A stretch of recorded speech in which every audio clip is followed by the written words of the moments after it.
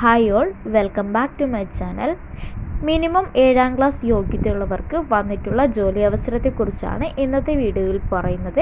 Detail ആയി നോക്കാം. കേരള സർക്കാരിന് കീഴിൽ വിവിധ ജില്ലകളിലായി ഒഴിവുള്ള ആയമാരുടെ തസ്തികയിലേക്ക് പുതിയ റിക്രൂട്ട്മെൻറ്റ് നടത്തുന്നു. മിനിമം 7ാം ക്ലാസ് യോഗ്യതയുള്ളവർക്ക് ജോലിക്ക് വേണ്ടി അപേക്ഷിക്കാവുന്നതാണ്.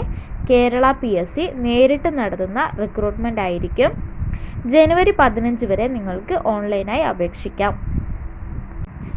കേരള PSCക്ക് കീഴിൽ ആയ റിക്രൂട്ട്മെൻറ്റ് വിവിധ ജില്ലകളിലായി ആകെ 3 ഒഴിവുകളാണ് റിപ്പോർട്ട് ചെയ്തിരിക്കുന്നത്.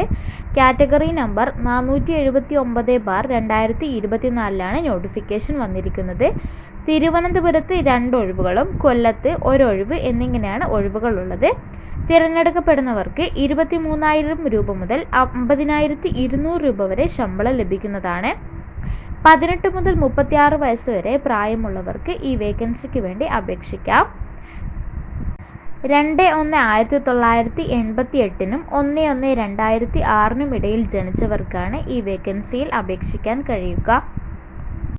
SC ST മറ്റു പിന്നാക്ക വിഭാഗത്തിന് നിയമാനുസൃതമായ വയസ്സിളവ് അനുവദിക്കുന്നതാണ്. ഡിഗ്രി യോഗ്യതയുള്ളവർക്ക് ഈ വേക്കൻസിക്ക് അപേക്ഷിക്കാൻ കഴിയില്ല. മിനിമം 7ാം ക്ലാസ്സാണ് വിദ്യാഭ്യാസ യോഗ്യത. ഗവൺമെൻറ് സ്ഥാപനങ്ങളിൽ ആയാ തസ്തികയിൽ ജോലി ചെയ്തുള്ള 1 വർഷത്തെ പരിചയവും ആവശ്യമാണ്.